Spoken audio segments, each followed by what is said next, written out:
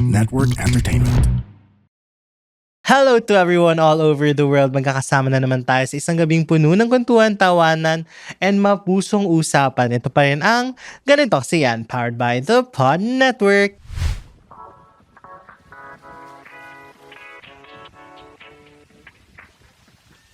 At kasama niyo pa rin ang inyong wandering go-getter ng Quezon City. It's your boy, Jacob. And for this episode of Embracing Life Seasons, we're talking with the Queen with a journey. With a journey to talk about and a journey to share with us. Let us all welcome Binibining Pilipinas International 2024 and Miss International 4th runner-up, Binibining Myrna Esguerra. Hi, Jacob. Hi. Hello. Thank you so much for inviting me on your podcast. Sobrang grateful ko to be here. And also, I'm very excited and looking forward for this conversation with you. So, I saw a lot of your videos already. So, really pleased to meet you. And I'm excited to talk to you about your journey and talk about the different seasons that you went through. Pero before we delve into that, siguro I just wanted to talk to you like kamusta? Kasi syempre ngayon, Yeah. ngayon in the Senate, gusto nilang may kamustahan. Gusto din kitang kamustahin. Na parang especially 5 months after coming in Miss International Oo sa nga, Japan. no? Parang It was 5 ang months already. bilis. Oo. Grabe. Well, it was just last week. Oo. Kamusta ka naman ngayon and what keeps you busy? Well, a lot of things has already happened in my life after Miss International. I get to focus more on myself. And andito ako sa phase ng buhay ko ngayon where I'm figuring what's the next steps are for me. And also, I'm trying to get to know myself ulit. Back to zero. Because now I'm not Myrna from Abra. I'm not Myrna Binibining Pilipinas 2024. I am almost not Miss International 4th runner-up. So I'm exploring who I am now as a woman beyond the crown. So right now, life is very gentle with me, I must say. I have a lot of support, not only from my family and friends, but also friends from the industry. So I recently just signed with my manager, Harley Tan. And also, sobrang blessed ko kasi nagpo-flow lang yung life sa akin ngayon. And everything that I have been praying for before, talagang ngayon sila nangyayari sa buhay ko. So I think I'm very happy and fulfilled with my life now. But I want to get to know me more again.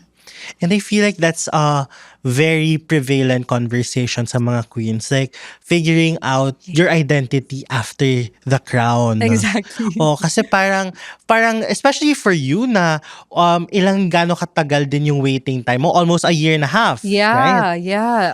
Oo. 17 months Parang to be exact. you're kind of on that mindset lang na you're competing for Miss International, Oo. you're Binibining Pilipinas. Parang you're there in that Pero after parang ang hirap na actually I saw this conversation or parang this topic kay Kat na parang after Miss Universe, parang ang hirap din na parang It's really hard kasi ako, all my life, I've been a beauty queen, no? So parang the transition of becoming not a beauty queen after everything, after I got the crown, it's really hard na kilalanin mo ulit yung sarili mo on who you want to be now after you got what your dream, di ba? So, ang dami nagtatanong sa akin, like, what's next for Myrna? And honestly, I don't know how to answer that question. Kasi after I won Binibini, I also graduated from college. So I don't have the opportunity to really think and ask myself what I want to do after I graduate. Kasi my responsibility was to represent the Philippines. yeah. So ngayon pa lang talaga siya nag-struck sa akin na what do I want to be now? And it's true what you said and what Catriona said na it's hard to transition from being someone you know how to be all your life to someone you're back to zero, like no knowledge of and no experience of. So, good luck to us. Pero I'm wondering, kasi lalo na you've mentioned na this has been your dream. Mhm. Na parang na-reach mo na yung like rurok eh. Kasi for others, parang okay, nakapag-national sila. May international pa na pwedeng Yes. puntahan. Oo. But ikaw, nagawa mo ng international at hindi lang mag-compete internationally. You placed also Yeah. internationally. So parang ang hirap din ng question na, okay, na-achieve ko na tong dream na to. What's What's next? next? So parang ikaw, how do you navigate that kind of dilemma or parang that kind of environment wherein hindi ka sure anong next path for you? You know, I'm trying to figure that out now. And the answer that came to mind is to always go back to yourself. Go back to who you are before all this. And mahirap kasi talaga na after being a beauty queen to segregate yourself from being a beauty queen into who you really are and before all this. So, I think doing that na ako mismo, masasagot ko yung question na yun by myself is to go back who Mirna is before all this. And the answer is so simple because before all this, sobrang simple ko lang na babae. I'm just really believer before. I'm a hopeful dreamer and always very optimistic about everything. And the opportunities to me it just keeps coming before. So that's how I got in my position now. So tingin ko, what's next for Mirna is to always grab the opportunities presented to me now. I think that's how I'm gonna figure out what my next step is. Because me before, I always believe na opportunities only present themselves into you once in your Yeah. whole lifetime. And regardless of your decision, if you're gonna take it or not, that opportunity will never like come to you again. So I think now, because a lot of opportunities are presenting itself to me, so I think I'm gonna grab one at a time of those opportunities and figure out what to do with my life next. Mm. And kanina you've been talking a lot about like this looking back at where you came from, your Mhm. origins, what you've went through. And ang dami mo ding pinagdaanan and you've been through different versions of yourself at a young age. And looking back now, do you think that life asked you to be mature at a young earlier than expected? And which version of yourself do you think shaped you the most? Alam mo, honestly, no, I think yes. My life required me to be more matured early on. Not because I want that, but because life forced me to be matured.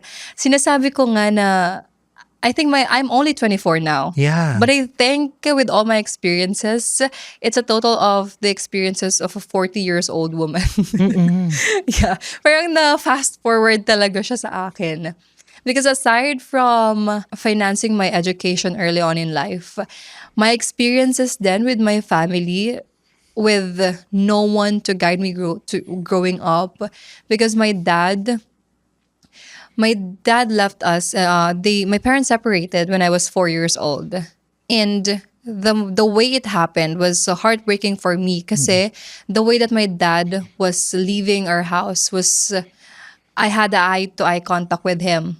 So, but then nung nangyari yun, he just shakes his head and then he left without saying a word to me. And ako lang yung nakakita nun during that time. So that moment in my life talaga, I think that's when life asked me to be matured and to understand kung ano yung mga pwedeng mangyari sa mga bagay-bagay. And also, sobrang traumatic din nun for me to experience that at 4 years old.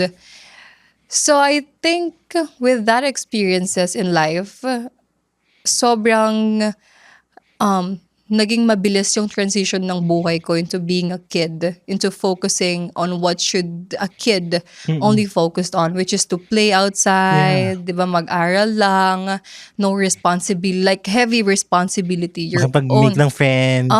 Your only responsibility talaga is to have fun in life and to enjoy childhood without thinking of like your parents, your studies, 'di ba? Na you might not finish your study kasi wala kayong financial capability to Mm. do so.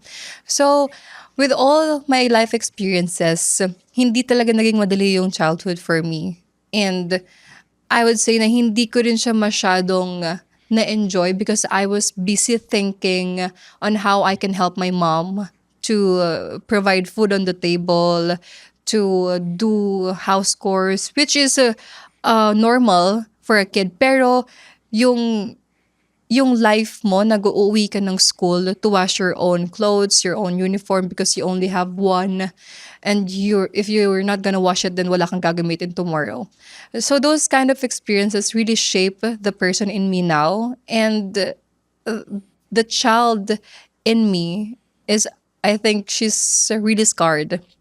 So I have to do a lot of work para gamutin din yung You're sarili ko. healing your Oo, inner child. yeah. So ngayon ko pa lang yun nasisimulan gawin.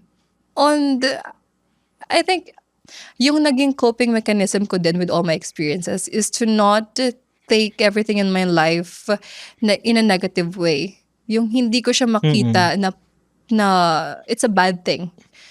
The way I see it is, it's a good thing that it happened to me early on. Kasi now, everything na dadating sa akin na challenges, I know how to handle it.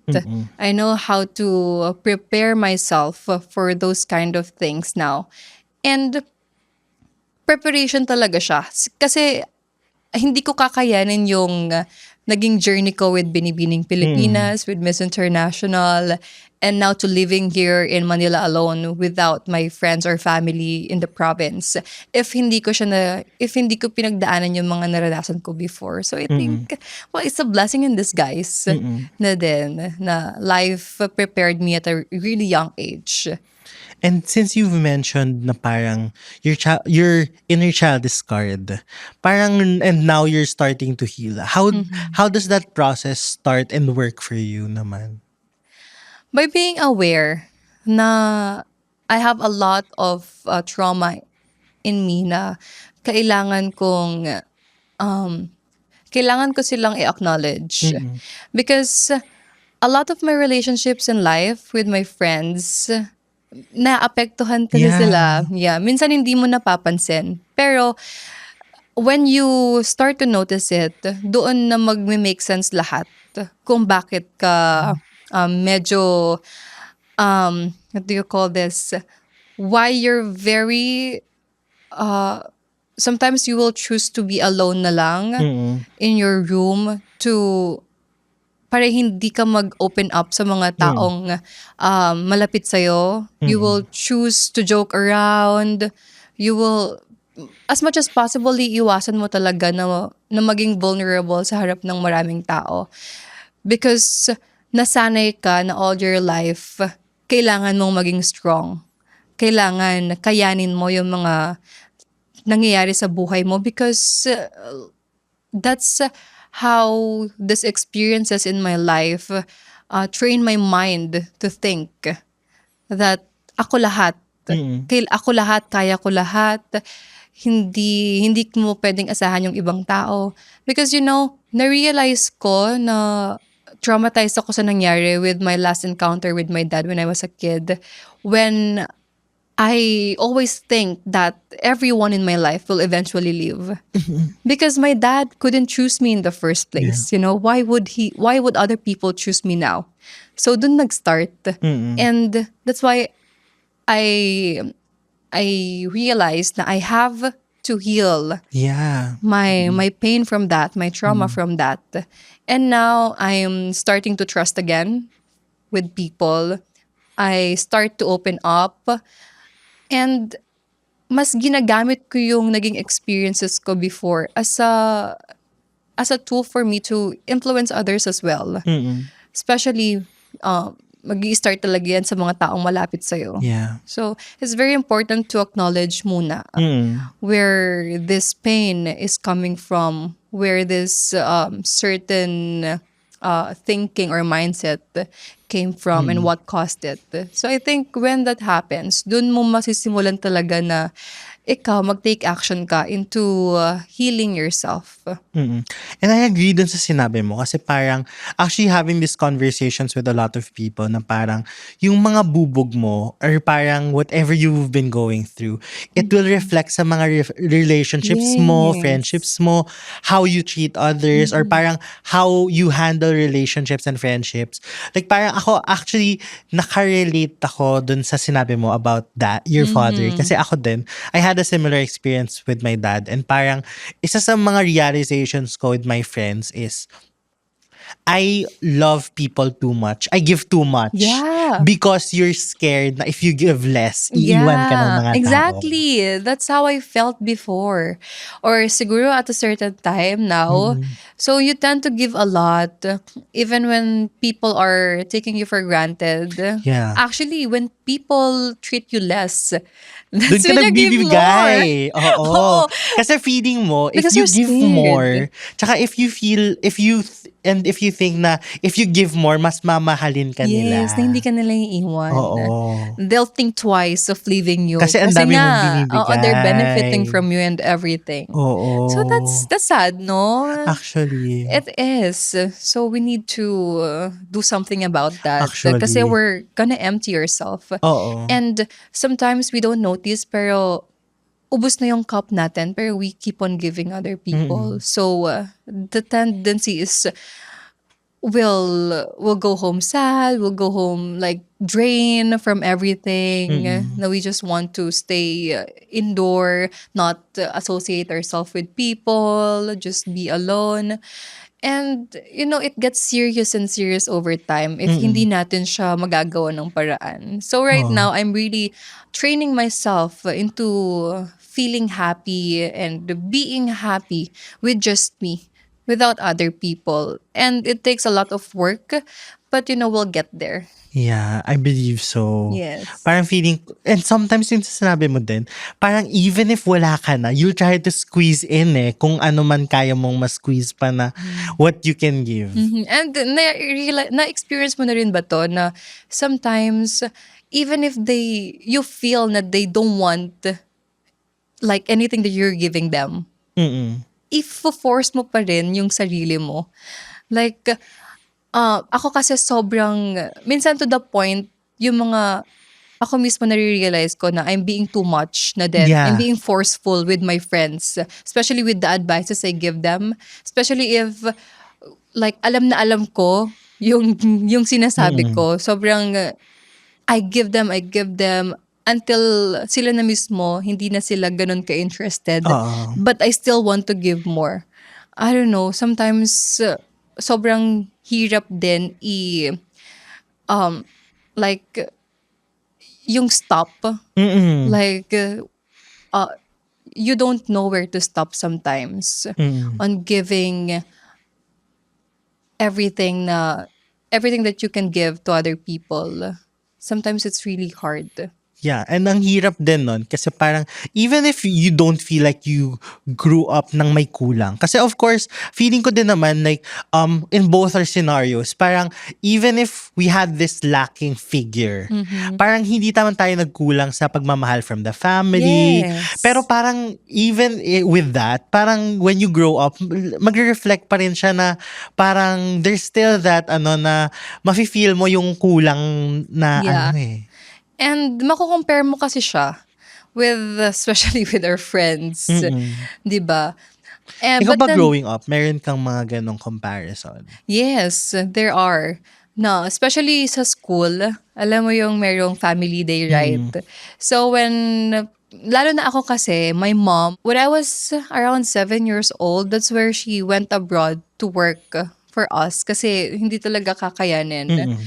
So, during like parent meeting sa school, ang nag-a-attend sa akin mostly is my ate, my Mm. kuya, kung sinong available. But then, dun mo mako-compare kasi sometimes yung mga classmates mo, meron silang mom and dad na nag-a-attend. So, mapapatanong ka din sa sarili mo, bakit ako wala? Mm. Bakit wala akong dad na kasama? So, it's hard growing up. It's very heartbreaking then on my part because I have to like accept it na lang kasi I can't do anything about it eh. That's also where I learned to only care or think about the things that you can only control and not focus on the things that you can't control. So kasi if you're gonna keep trying to control the things that uncontrollable talaga, you're just gonna hurt yourself. Mm-mm. Kasi whatever you do, it keeps on being uncontrolled. Yeah. So just let it be, let life be, let it happen, and you'll move on eventually. You'll be fine. Mm-mm. And parang you grow a lot more appreciation for the people that are there for you nung Mhm. time na yon. Yeah. And siguro, hindi ko alam if you feel the same. Parang bubog lagi ang Father's Day. Like parang pag nakikita mo sa Facebook, IG story, ang Uh-huh. daming, ay, nagpo-post sila. Tapos parang, hindi mo alam anong gagawin ko Oo. dito. But you know, the good thing about my family, and especially my mom, hindi niya kami hinayaan na magtanim ng sama Mm-mm. ng loob sa papa namin. Mm-mm. She made us understand that sometimes it's not enough for love to keep a family. Yeah. Sometimes it's like you can do something about it minsan. You just have na tanggapin na lang that two people are sometimes meant to end talaga. And no matter what the consequences are, yun talaga yung mangyayari. So, my mom was really a very strong woman. She carried all of us and sobrang inspired din ako sa kanya. So, when my father died, talagang there's no hate Mm-mm. in our hearts sa lahat ng kapatid ko. We just understand na yun yung pinili niyang choice Mm-mm. to be with his other family. And when they're standing kasi ng mga bata pa sila. So, mas kakailanganin nila ng father figure. Because us, medyo, we experience having a father. So, sila naman. Mm-mm. Pero siguro, another question ko for you. How was your journey into like forgiveness? Kasi of course, hindi din siya easy. Lalo na you're the one that was able to witness it. Parang always may bubog Yeah. that we've talked about. How was your journey into like forgiving?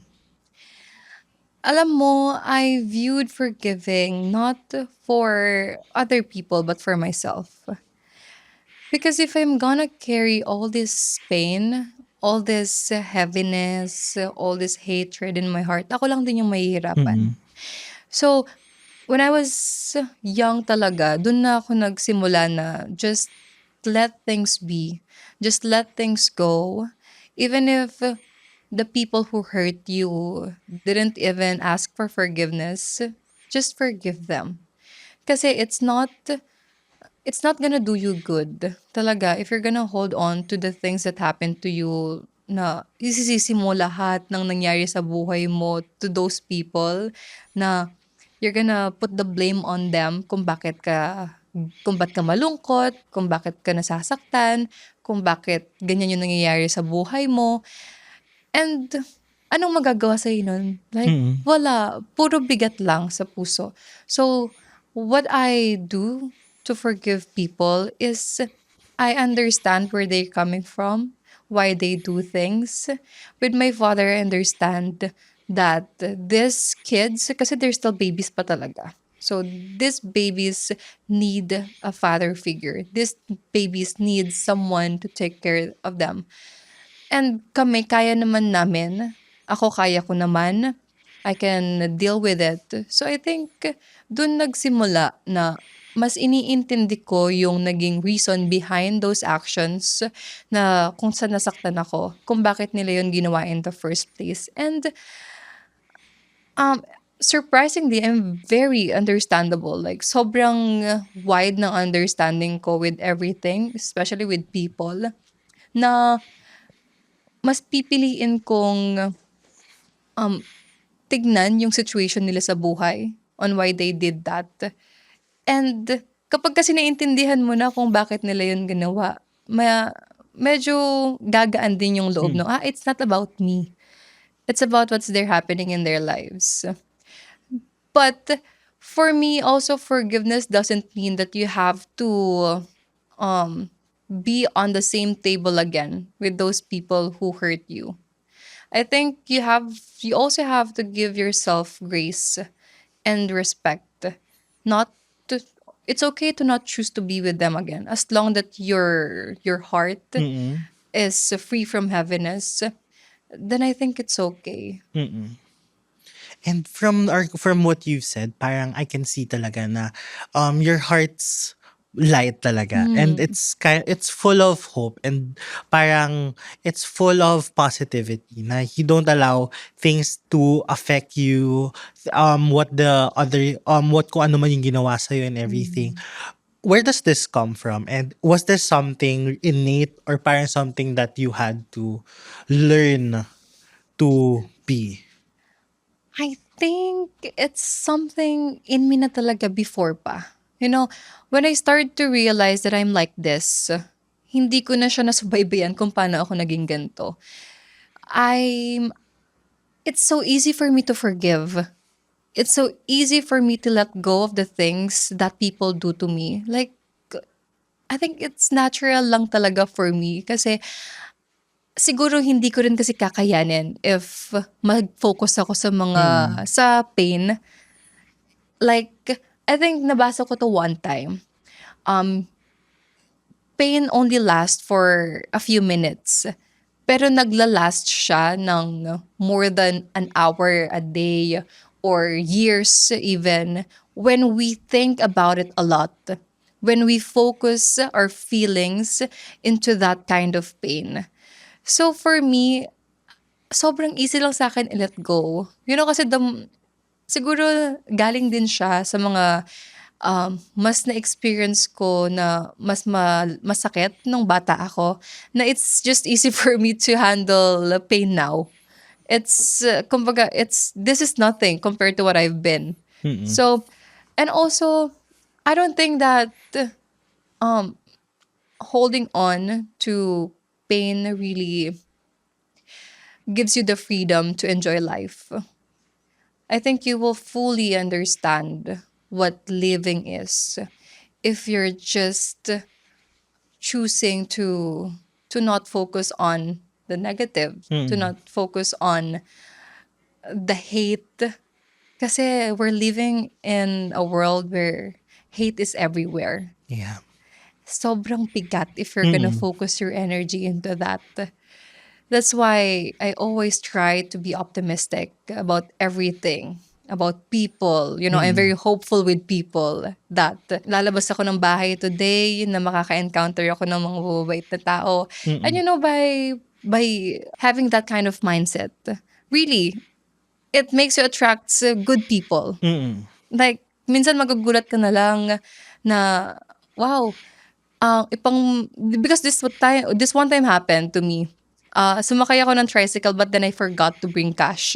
And wala ding Hmm. GCash yung driver.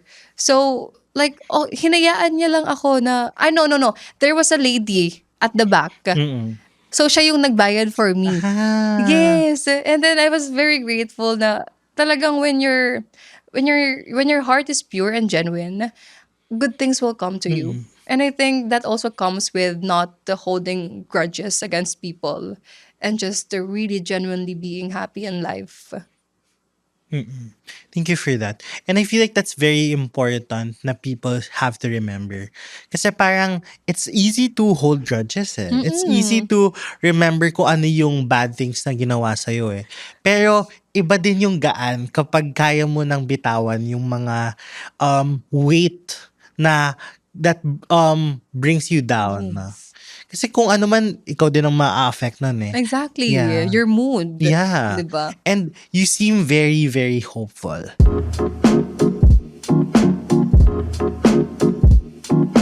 Hello, welcome to Walang Edit with Lil and Lim with my co-host Judd Gregorio. Hell yeah! This is a new podcast where we talk about funny, unfiltered conversations, talk about dreams, passions, ambitions, fears, Plans of revenge? plans of revenge. Mostly that. Mostly that. So if you want to tune in, this is powered by the Pod Network Entertainment. So listen to us on Spotify. Thank you.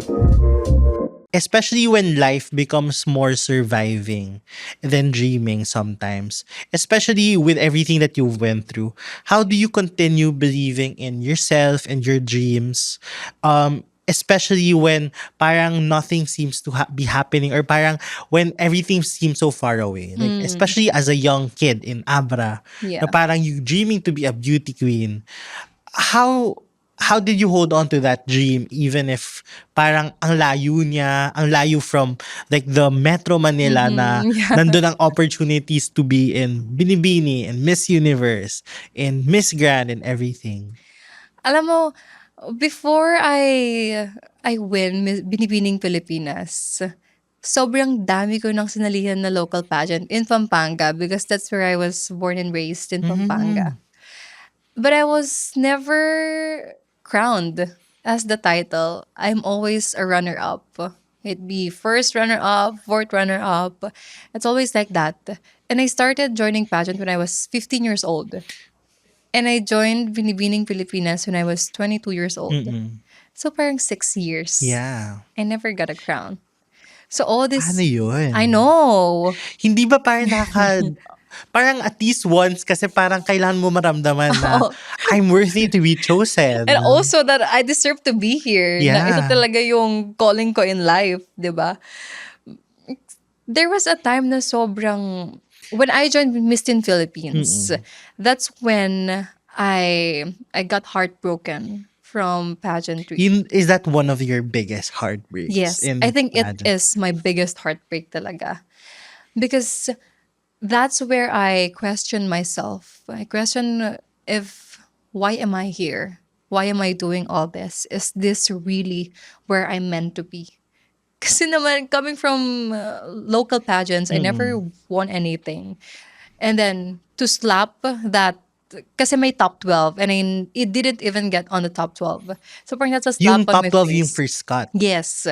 And hindi ako nakapasok doon. So, I was very grateful for the experience. But after that, I break down talaga. Like, I can't stop crying to my handler. Nahagulgul lang ako because I was so insecure about the ladies I'm with. Because their backgrounds, they came from like prestigious families from different provinces. Their skin was flawless, poreless talaga. Sobrang tatalino. They're fluent in different languages, and they're all Filipinas. So I questioned myself, and I compared who I am to all those ladies. Kaya ako na heartbroken. Kasi I realized na, that time, I realized na wala man lang ako sa kalingkingan nila. So why am I here? So after that What got you experience, to What got you to return to I know after that national? I stopped joining pageants for 2 years. Ah, Oo, talagang as I in stopped. no, kahit pageant talaga. local. No. Kasi talagang sobrang sakit nung naramdaman ko. Kasi it's really like a slap in the face. Like, what are you doing here? Ganun siya level. Pero what got you back into the national scene again? I realized that I'm lacking passion. I'm lacking purpose. I don't know the reason why I'm doing pageants at that time. Like, I'm just doing it because I can. Because I have the height, I have the qualities, but in my heart, I don't know why I'm doing that. I don't know why I'm joining pageants, kung ano ba talagang reason kung ba't ako dito. Because you need to have that. So what's the reason you found? Because there's a lot more children like me in, like, not just here in the Philippines, but in the world, who also has the same background as me. Like, no resources, no parents growing up. Like, they were required to be independent growing up. Came from a very humble family. And I need to be seen by these kids for them to understand that life is so much bigger, that we can do so many things if only we continue in life. That's why I joined again. And when I joined Mutyaning Angeles in Pampanga, and I placed as fourth runner up. But I was very happy. I was very fulfilled that time because I think that I finally found who I am. I finally found the reason why I'm doing all that, and I hold on to that reason. Mm-mm. So when I joined Miss Abra 2023,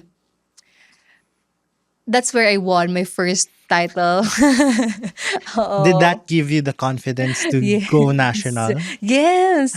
And Ah. before the whole month Mm-mm. before the coronation of Miss Abra, I was crying on like every night. Umiiyak ako, praying to God, na Lord, if this is where you want me to be, you need to give me this.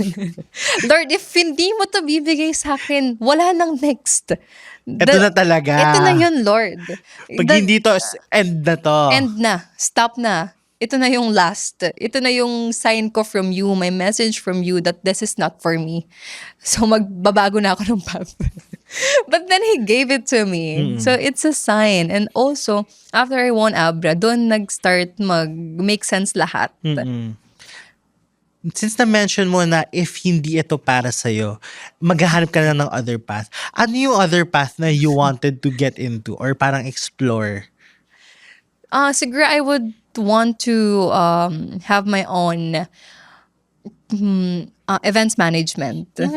Yeah, because that's also my course. I have a course in tourism management specialization sa mga events. So in college, we were trained to handle events, different kinds. So parang doon na ako tinatawag din ng heart ko to focus on. But then I'm a jack of all trades kasi ang dami ko rin gustong gawin. I want to put up my own business. I want to try being a flight attendant and just traveling the world. Like, sobrang gusto ko rin mag-try mag-showbiz. So, I want to do so many things. So, hindi ko rin, ngayon, I'm doing that one by one. So, I'm very happy na I get to do some of the things that I want to do before na ginagawa ko na ngayon. And since you experience both losing and winning, siguro eto medyo pang pang Q&A round na to. What is something you've learned about losing that winning never taught you? It's to separate my worth from the outcome. Kasi before I actually get to win a title, sobrang dami ko ng losses na pinagdaanan. The first one was really frustrating for me. My mindset that time is, no, hindi pwedeng ito yung outcome. It was my first time. Hindi pwedeng talo ako. That's why I tried again and again and again. So when I got used to losing, parang nasabi ko kanina na I'm a person na sobrang easy ko lang mag-let go ng mga bagay-bagay. So I started to realize that losing is not actually a loss. It's my training ground to prepare myself. Kasi in life, I learned that when you're not ready for it, God won't give it to you. He's actually preparing you with all those losses that I've experienced. He's actually preparing me for a bigger responsibility that I'll be ready and prepared to take on. And hindi ako magiging successful sa career ko if hindi ko pinagdaanan lahat ng losses na yun. Because preparing for an international and national pageant is so hard. It takes a lot of heart. It takes a lot of strength talaga. And not just physically, but mentally. Because same with my experiences with Miss Teen Philippines. If hindi ko naranasan na i-compare yung sarili ko sa iba, I'll lose in Binibining Pilipinas because the caliber of the girls there mas high talaga. higher. Yeah, compared to Miss Teen Philippines. So I realized that losing it's not about you not winning the crown. It's about what you learned every time you lose. It's about the courage to rise again kasi hindi madali. Like, it takes a lot of confidence to try again after you lose, because by then you'll be in so much pressure, not just from yourself but from the people around you. Kasi ako, yung team ko, they were very supportive of me and hindi ko sila binabayaran. We're doing this because we have a dream, and every time I lose, nakakahiya sa kanila because they put in all their effort for me, for them to support me, and then talo na naman. So we realized that it's okay to lose. What's not okay is to not learn anything from Yeah. losing. So when I won, I finally learned that it's not going to be possible for me to win unless I lose all those times.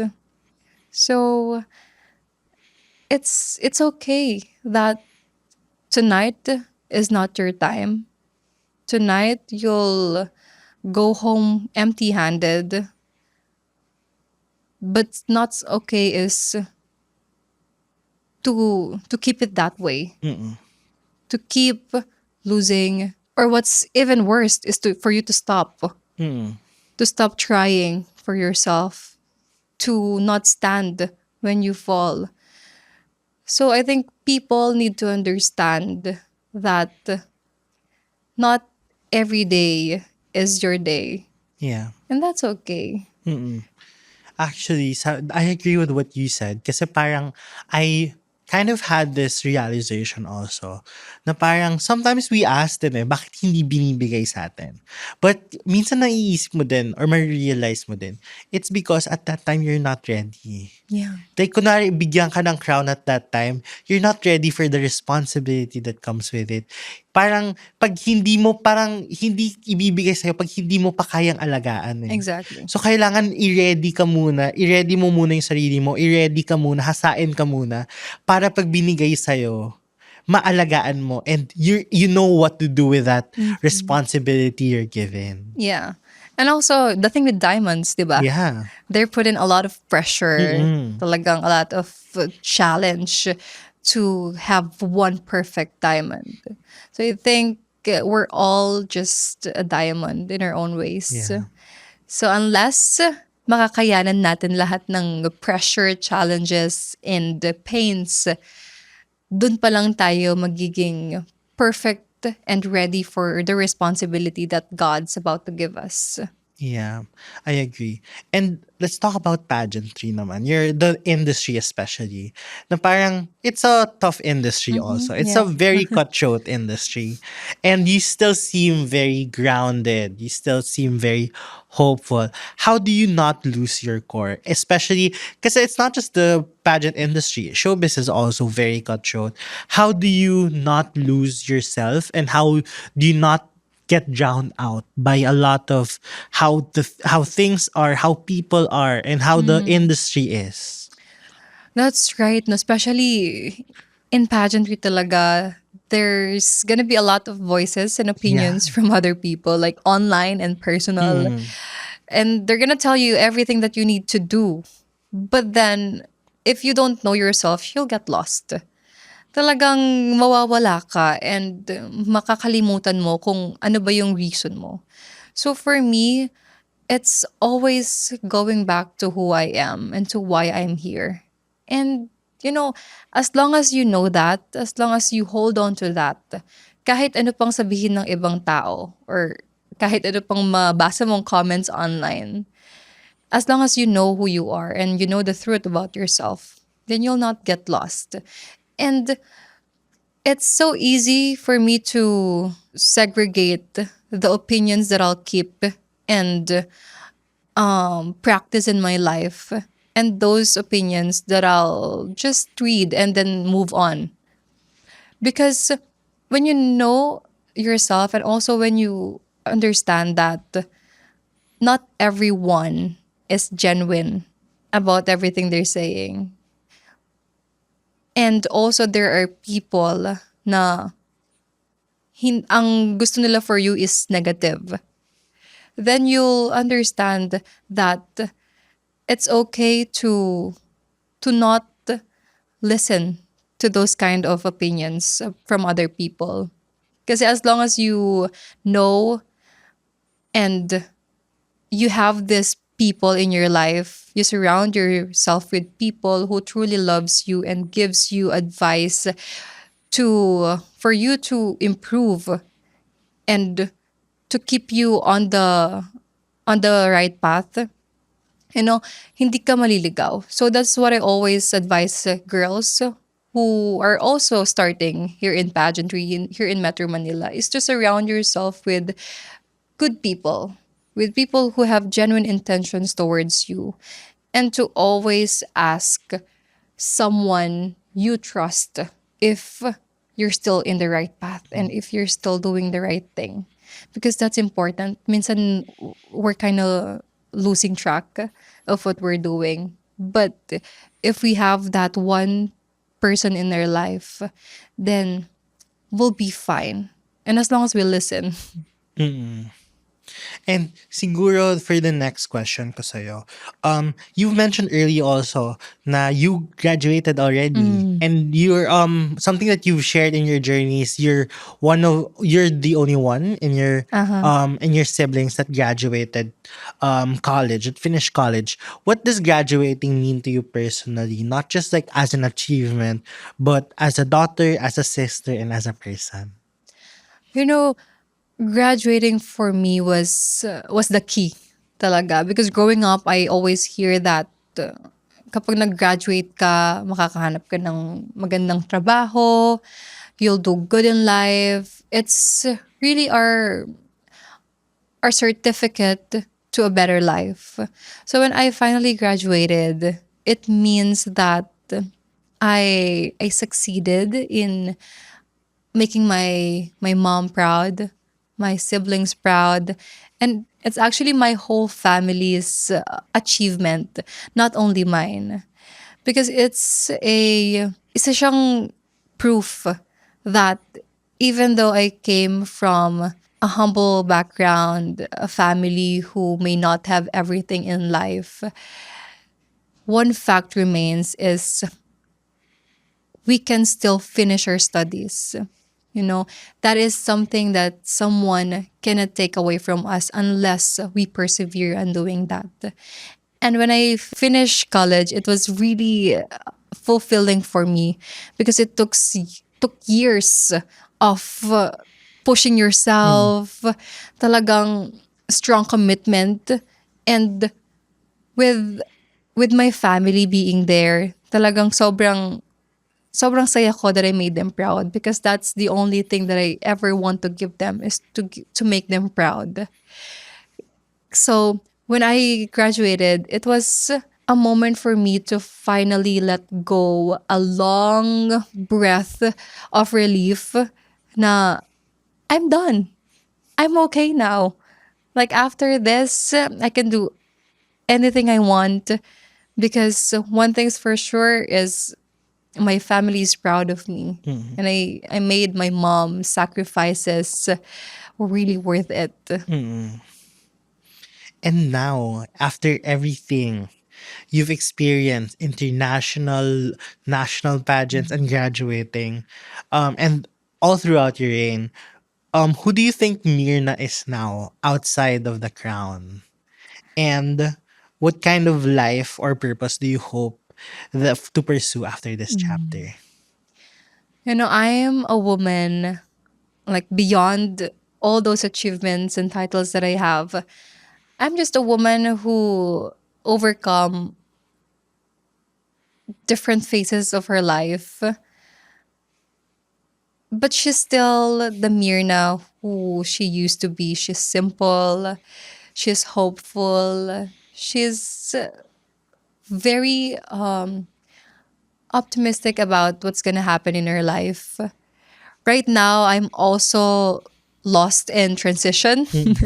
Like I'm still figuring what I should do, but I'm very happy that I'm surrounded with people who really wants the best for me. So I am very blessed because I just signed with SOS Children's Villages Pilipinas as their brand ambassador, which talagang nilolook forward ko siya before pa. Like, not with SOS, but to any organization before. Kasi I really want to have a family where they are, their mission is to support kids who also have the same experience as me, you know? And I'm forever like grateful for SOS for trusting me. So that's what I want to do now. I want to focus on changing more lives, just like how like what happened with mine. I want to be able to reach more lives of children, of youth, and to give them the message that there is more to life, regardless of what our circumstances, our journey, may it be painful, but as long as we continue, as long as we keep trying, there is a life, a good life that is waiting for us. We just have to keep going. So I am exploring more of my capabilities as a model now. I just also signed with Bench. Wow. Yes, very grateful because that one was another story. Kasi way back in 2022, I keep on doing casting for Bench. And I Yeah. got in naman. And then 2023 then, and halos every year, I always do casting for Bench. But this year was different because I don't need to do casting anymore. Sila na yung lumapit. Diretso na ako ng fitting. Oo. So, merong career development. Wow. Nagsa-start na. Elevating. Yes. I'm also doing hosting now for events. So, what I said earlier, life just keeps on flowing for me. And I'm just riding the tide of life right now. Right now, I just want to figure out what my next steps are. Because ngayon talaga, I'm just flowing talaga. I'm just riding everything that's happening in my life. So, I think it's a time for me to get to know who I am again. That's what I said earlier. Na this time of, parang it's my year of rest and relaxation talaga this year. Kaya I don't want to take it for granted. Kaya I want to train more. I want to grow professionally and individually, personally.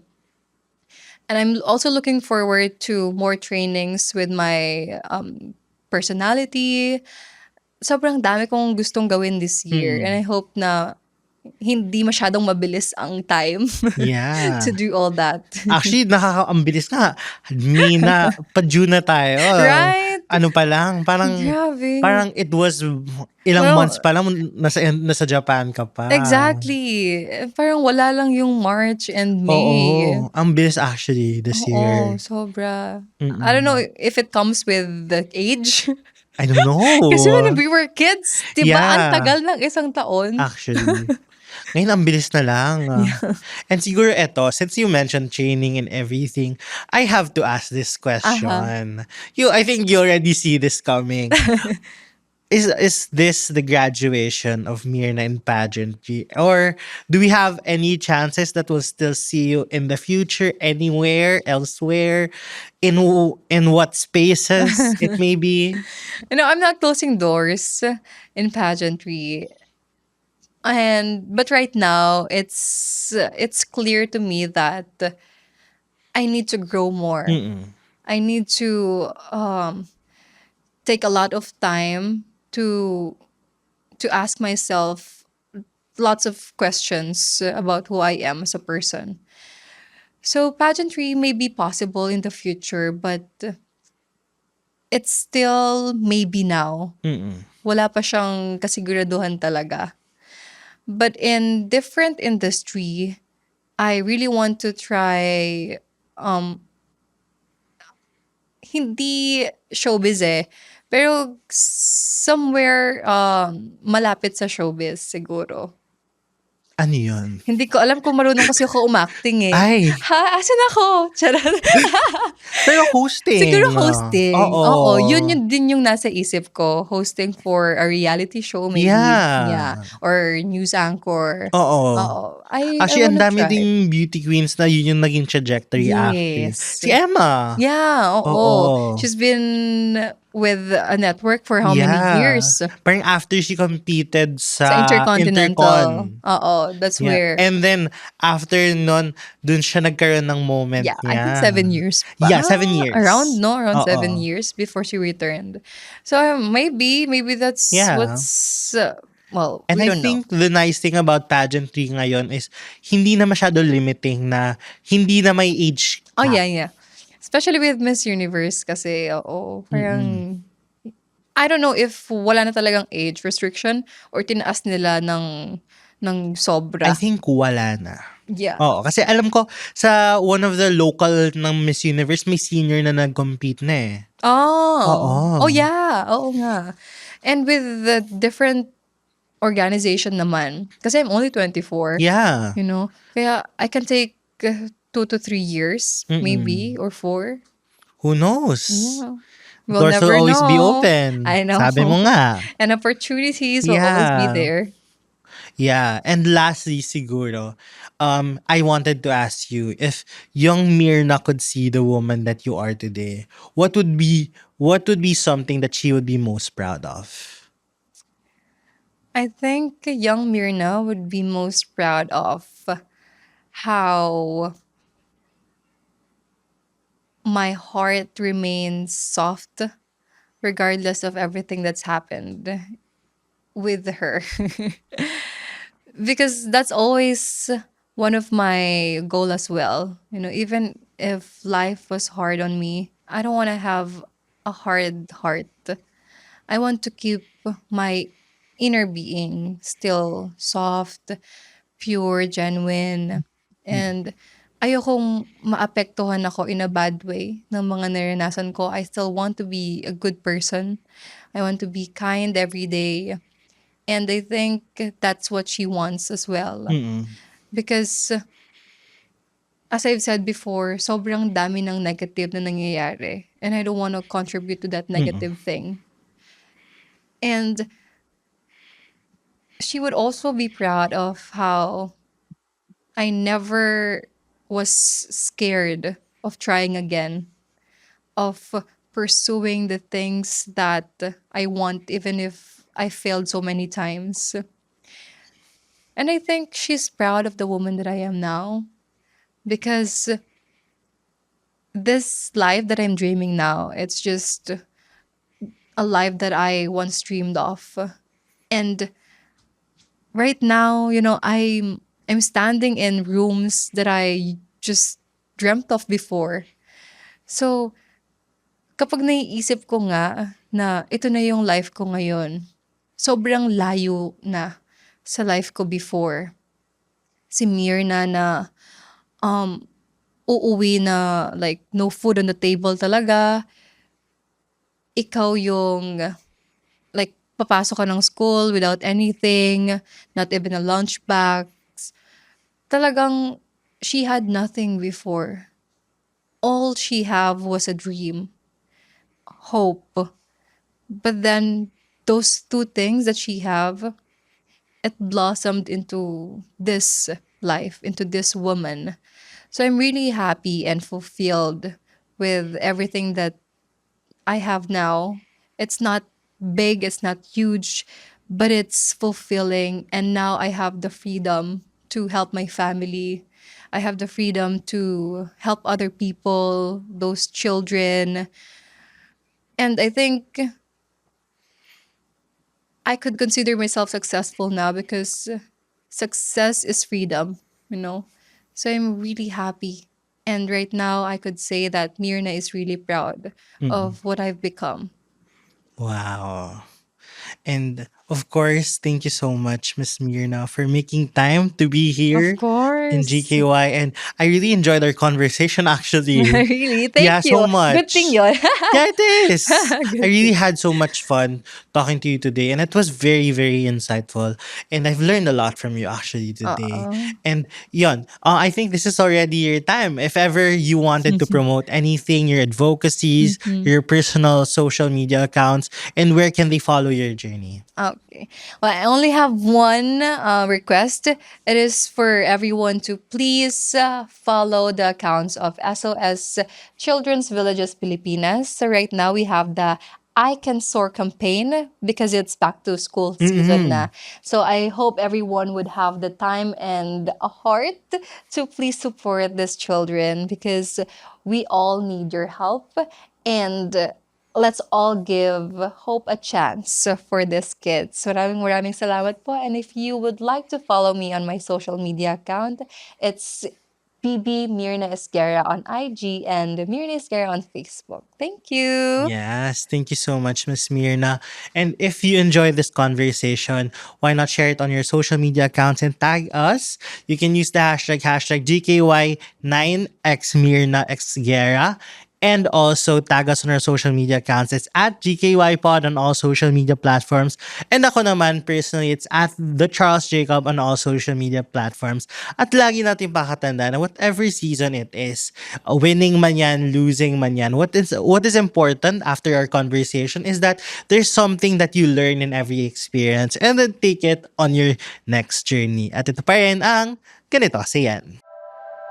The opinions of podcast creators, hosts, and guests are not necessarily reflective of the official stance of the Pod Network Entertainment, its hosts, or other network programs.